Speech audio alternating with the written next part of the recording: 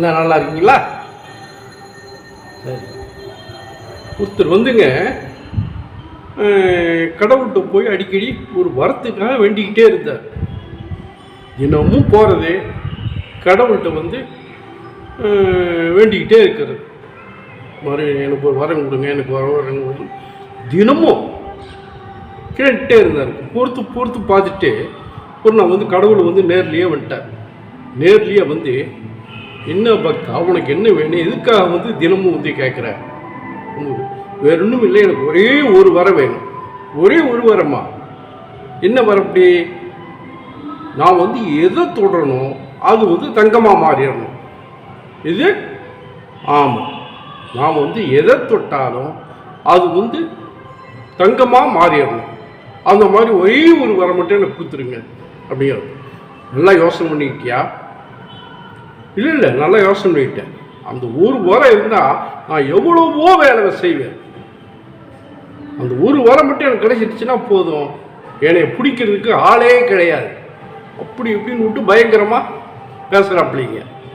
கடவுளும் சரி கொடுத்தான் பார்ப்போமே அப்படின்னு சொல்லி, சரி இனிமேல் வந்து நீ வந்து எதை தொட்டாலும் அது தங்கமாக மாறிடும் போ. இவருக்கு ஒரே குஷி, ரொம்ப சந்தோஷம். ஓட்டாப்புல போய் வீட்டில் வந்து சாப்பாடு தட்டு இருக்குல்ல, அந்த சாப்பாட்டை தொட்டு பார்த்தாப்புல உடனே தங்கமாக மாறிடுச்சு. சாப்பாட்டு தட்டு உடனே தங்கமாக மாறிடுச்சு. டேபிள் மேல் இருக்கிற பேனாவை எடுத்தாப்புல பேனா வந்து தங்கமாக போயிடுச்சு. வீட்டில் குத்து விளக்கு இருக்குங்க, அந்த குத்து விளக்கு போய் தொட்டாரு, குத்து விளக்கு தங்கமாக மாறிடுச்சு. அங்கே வளையல் இருந்துச்சு, அந்த வளையலை கையில் எடுத்தாரு, தங்கமாயிருச்சு.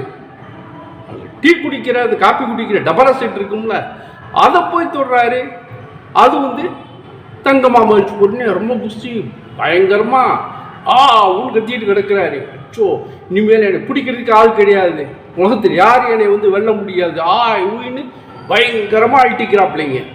இப்படி இருக்கும்போது வீட்டில் இருக்கிற பஞ்சாதி பிள்ளையும் வெளியே போயிருந்தாங்க.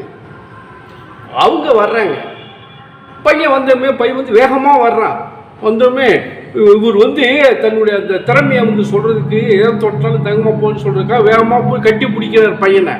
பையன் தங்கமாக போய் அப்படியே சிலையாக நிற்கிறான்.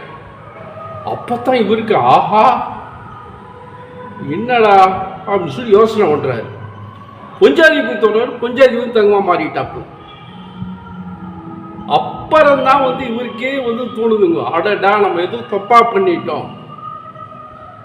இந்த வரம் வந்து கடவுள்கிட்ட வந்து கேட்கும்போது நம்ம யோசனை, கடவுள் கூட திருப்பி கேட்டாரு, நல்லா யோசனை பண்ணிக்கிட்டீங்களான்னு. நம்ம தான் தப்பு பண்ணிட்டோம், என்ன செய்யறது அப்படின்னு சொல்லி போய் ஒரு டம்ளர் தண்ணியை போய் குடிக்கிறோம்னா டம்ளர் வந்து மாறிடுச்சு, டம்ளர் வந்து தங்கமாக மாறிடுச்சு. சரி தண்ணியை மூடுறாரு, தண்ணியும் தங்கமாக போயிடுச்சு. அப்புறம் எங்கே குடிக்கிறது?